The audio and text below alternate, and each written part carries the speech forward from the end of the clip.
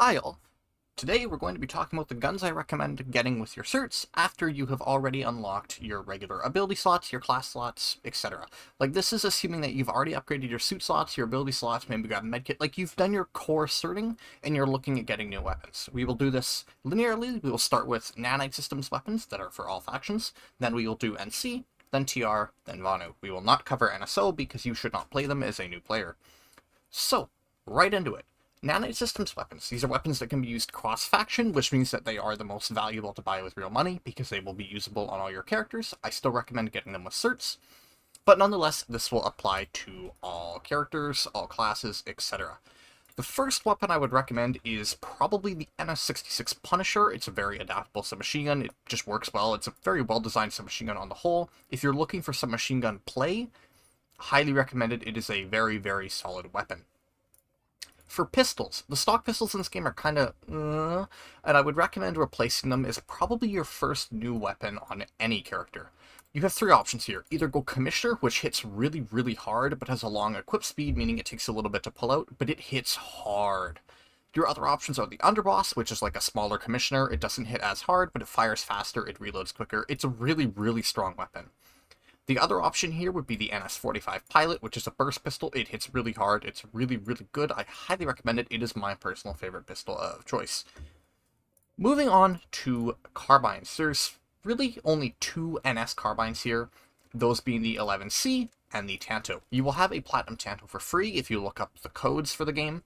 There's a whole bunch of little codes that you can redeem. Just search up PlanetSide 2 codes 2024, and you can redeem them in the store. You'll get the Platinum Tanto for free. I do not recommend it. It is a very punishing weapon. It is not a very good weapon. I do not recommend it at all. The 11C I also don't really recommend because the regular factions have stronger carbines available. For Medic, the NS11A, because there are a whole lot of them, we'll use the front line here. Very, very good, very reliable assault rifle. I recommend it. It is a solid option, but generally there are better faction-specific options available. Still, the 11As are really, really good. They're really, really clean, and I recommend them a lot. On Engineer, if you're playing specifically into anti-tank, I highly recommend unlocking the Archer. It is an anti-material rifle, meaning it damages all vehicles, and it does big damage to max units. It is very much more of a utility piece. It's absolutely not a priority weapon, but it's a very nice utility piece to have later in the game. And for heavy, the NS15M is a very nice, well-rounded light machine gun. Again, it's not a high priority weapon, but it is a very popular weapon. It's very easy to use. Finally, I would like to take special mention to the Decimator, as it is the strongest launcher in the game. It is only capable of dumbfiring, meaning you cannot lock it on, but it hits really, really damn hard. It's generally most players' go-to launcher. It does not need to be replaced early, but it is a nice utility tool to have later, and if you're really, really into playing heavy, I would recommend unlocking it.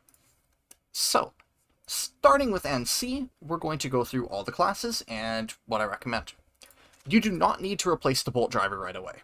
It is a very solid sniper rifle. It's a very good sniper rifle. There's no reason to replace your sniper early on. If you are interested in playing some machine gun infiltrator, I highly recommend the Blitz. It's got 50 rounds, it kills quick, it's really easy to use, it is an excellent submachine gun. I cannot recommend it enough. It's one of the first weapons I picked up as a new player, and it is great. It has stood the test of time. Really, really great option if you're a new player looking to get into submachine gun infiltrator. For light assault, your default mercenary is actually already one of the best carbines in its class. It is by no means a need to replace a weapon. However, if you are interested in other options, I would highly recommend going towards either the Razor, which is more of a long-range carbine. It's also cheap at only 650 certs. It's a solid long-range carbine. It's really, really nice. And if that's not your thing, the AF4 Bandit is your other option here. It is a close-range carbine with really good damage output. The model won't load for some reason, but it's a really, really excellent option. It is a strong carbine if you want to have a close-range carbine option. I cannot recommend enough. It's really easy to use, and it's just very good in general. For assault rifles, the NC1 Ghost Rifle is a fine starter weapon. It's not a rifle that you need to replace very early on, but if you are looking to replace it, I would highly recommend either the Carnage, which is cheap at 650 certs. It's a good close-range assault rifle. The GR22 as well. It has more damage output than the Carnage, but a little bit less range. It's also 650 certs, which is really, really convenient. And that's probably where I'd leave it off for assault rifles. Still, the standard Gauss is just really, really convenient. It's a solid rifle. There's no reason to replace it. For heavy assault, NC LMGs are a little weird where you're probably best off staying with your stock option, GT22S. If you really like playing heavy, you may want to look at the Anchor in the future, which is generally considered one of the best LMGs in the game. It is very, very good. It is just a solid option. You'll see here that NC in general has very strong and very competitive starter options. Their only real mediocre starter weapon is their pistol, which I would highly recommend replacing with either the Commissioner, the Underboss, or the Pilot as soon as you get the chance. Now, we will move over to TR.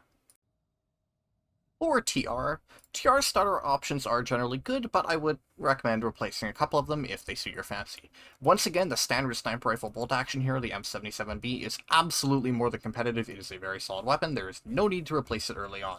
If you are looking into submachine gun infiltrator, I would highly recommend the Armistice. It does have a low magazine capacity, but it is very, very good. It's really easy to use. It's just a great submachine gun. I highly recommend unlocking it if you're into submachine gun infiltrator. As for carbines, the Track 5 is a very divisive weapon. You may like it, you may not. I personally am in the camp that does not like it, and as such I would recommend replacing it with the Jaguar very early. It is similar to the Track 5, but it's tuned a bit more for close range fighting, and it's cheap. It's 650 certs. It's a very, very solid option. It's a very popular carbine. I highly recommend unlocking it early. If you're looking for a ranged option, both the Cougar and the T5 AMC are solid options. The AMC is cheaper, the Cougar hits harder. It's largely up to you, but having a long-range carbine option later on, if you really like playing light assault, is handy. Both of them are perfectly viable. I would still advise the Jaguar first. On Medic, the Cycler has gained a reputation over the years as being all-reliable. It just kind of works no matter what situation you throw it at, and as such, I wouldn't really recommend replacing it. The other Terran assault rifles are generally not great enough to the point where, unless you really like playing TR Medic, I would happily stick with the Cycler. It is a very solid option. There is no need to replace it early on. For heavy assault, the Carve is a solid starter, but if you really like playing heavy, I would recommend looking into the MSWR. It's more of a close-range weapon, it's a bit easier to use in my opinion, and it's solid. It's also only 325 certs, which is very cheap, meaning if you like playing heavy and you don't like the Carve, I would highly, highly recommend going into the MSWR instead. For pistols, I would drop the repeater immediately. I hate this thing. Some people really like it. This is all up to personal opinion, of course, but I utterly despise the repeater, and I would highly, highly advise replacing it with the Commissioner, the Underboss, or the Pilot. It's not a pistol I think is worth your time, and in general, I would replace it as soon as possible. On to Vanu. And finally for Vanu. Vanu has the most starter weapons that I would recommend replacing out of all the factions, but their options are still not that bad. Starting, once again, with the bolt action, the XM98 is perfectly serviceable. It is a solid option. There is no need to replace it whatsoever. If you are interested in some machine gun infiltrator, I would highly recommend the Sirius. It's high capacity, it's easy to use, it has an easy recoil pattern. It's a very, very strong option that is very, very forgiving to new players. For carbines, I would recommend replacing the Solstice very early. It is, quite frankly, it's just bad. It's really hard to use as a new player, and even as someone with a lot of time in this game, I still hate the thing. I would recommend either picking up the Pulse RC early. It's 650 certs, and it's a good long-range carbine that works well at close range too. It is very, very well-rounded.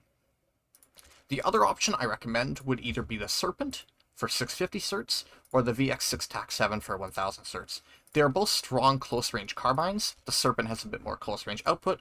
The VX6 has more versatility on the whole. Both are solid options, but I would highly recommend going with the Pulse RC first because it's effectively a straight upgrade over the Solstice in nearly every single way.